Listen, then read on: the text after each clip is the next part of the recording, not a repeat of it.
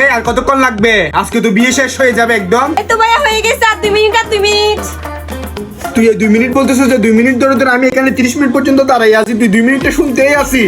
মেয়েদের তো একটু সময় লাগে, বুঝিস না? তুই কি বিয়েতে যাচ্ছিস নাকি নিজে বিয়ে করতে যাচ্ছিস সেখানে? তাহলে আমি যাব না। আরে আরে ঠিক আছে, আর রাগ করিস না। সত্যি বলতে আজকে তোকে দেখতে অনেক সুন্দর লাগতেছে।